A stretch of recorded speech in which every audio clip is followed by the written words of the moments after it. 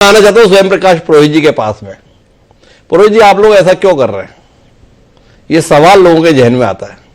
भाई, ममता दीदी से बड़ी उम्मीद थी, विपक्ष का बड़ा चेहरा थी, इंडिया गठबंधन का हिस्सा थी, पर पिछले कुछ समय से इतना तो वो भाजपा से भी नाराज नहीं रहती हैं जितना नाराज वो कांग्रेस से दिखाई देती है। और कांग्रेस के प्रदेश अध्यक्ष अधीर रंजन चौधरी भी भाजपा से इतने नाराज दिखाई नहीं देते भाई, जितना ममता दीदी से नाराज होते हैं। चक्कर क्या है जी हिमांशु जी कि नाराजगी तो एक सवाल मैं पहले आपको छोटा सा कर लेता हूं। 34 मिनट की डिबेट आपने कर ली है और 2 बार 3 बार नाम भी लिया, मगर एक बार भी मुझे बोलने का मौका नहीं दिया। आप तसल्ली से बोलिए स्वयं प्रकाश जी, अपनी डिबेट का तरीका ही है, जब मौका देते हैं ना तसल्ली से देते हैं। आप पूरी तसल्ली से अपना समय लीजिए। सुनिए ना, आप फिर बीच में बोल रहे हैं। ऐसा ही कुछ कांग्रेस पार्टी या भारतीय जनता पार्टी क्षेत्रीय पार्टियों को समझती है। देश की जनता आज की डेट में जान चुकी है क्षेत्रीय पार्टियों की ताकत क्या है। क्षेत्रीय पार्टियों की बदौलत एनडीए की सरकार बनी, क्षेत्रीय पार्टियों की ताकत की बदौलत यूपीए की सरकार बनी। पिछले 3-4 दशकों में जितनी भी सरकारें बनी है, ये सारे की सारी सरकारें क्षेत्रीय पार्टियों की ताकत से बनी है। कोई व्यक्ति आके बोले मेरे नाम पे वोट मिल रहा है अकेला पूरे हिंदुस्तान में, ये यूनियन एक फेडरल स्ट्रक्चर है पूरे देश का।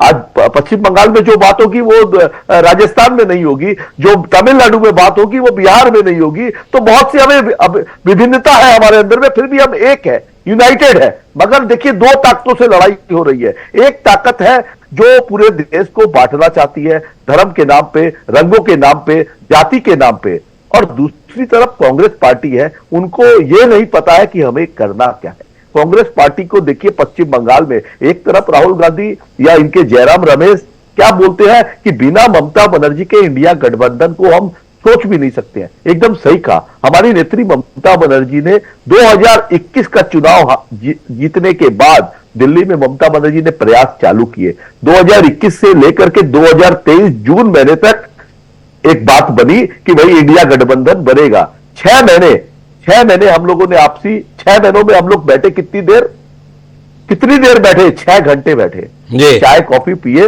बात हुई। सीट शेयरिंग के लिए दीदी बोलती रही कि भाई 31 दिसंबर के पहले आप कौन किस राज्य में कितनी सीटों पे लड़ेगा, आप लोग इस पर बात कर लीजिए। मगर ढिलाई दे रहे हैं। चलो, कांग्रेस को लगता है कि वो 400 सीट जीतने में माहिर है, जीत सकती है, हमारी शुभकामना है उनको। मगर पश्चिम बंगाल के लिए हम ये बोल सकते हैं, पश्चिम बंगाल में 42 की 42 सीटों पर तृणमूल कांग्रेस ही एकमात्र चेहरा है, ममता बनर्जी ही एकमात्र चेहरा है। तो हम यहां लड़ सकते हैं। कांग्रेस को क्या करना चाहिए था? कांग्रेस का नंबर है अभी 50 के आसपास।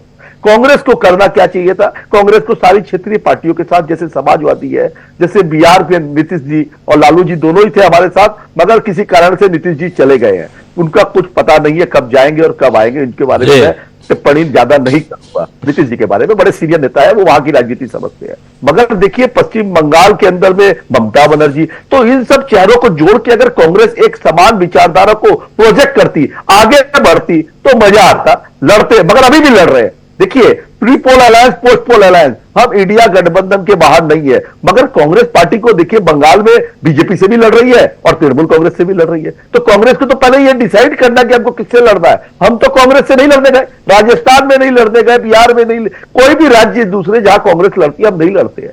हम कोशिश करते हैं नहीं लड़े, मगर जहां पे हमारी मजबूत जगह है हम मुद्दे उठाते हैं। आज पश्चिम बंगाल में आप बात, अधीर रंजन चौधरी की बात करता हूं, कल या परसों राहुल गांधी ने एक चिट्ठी लिखी है मनरेगा के लिए, देश में प्रधानमंत्री से, राष्ट्रपति से मांग की है कि भाई बंगाल का बकाया पैसा दो। पहली बार जब सीधी धरने पर बैठी है पिछले कुछ दिनों से, पहली बार यह मांग उठी। मगर प्रतिपक्ष के नेता जो पश्चिम बंगाल को रिप्रेजेंट करते हैं, उन्होंने एक बार भी संसद में यह मांग नहीं उठाई कि बंगाल का जो बकाया 1,18,000 करोड़ रुपया है वो हमें वापस दिया जाए। उसके लिए आप लड़िए, धरना करिए, शांतिप्रिय। मगर आप कोसते हैं, नींद से उठते हैं, मगर वो कब अशोक चौहान बन जाएंगे कांग्रेस को पता ही नहीं चलेगा। जैसे महाराष्ट्र में हुआ ना, कब अधीर रंजन चौधरी भी अशोक चौहान बन जाएंगे पता नहीं चलेगा कांग्रेस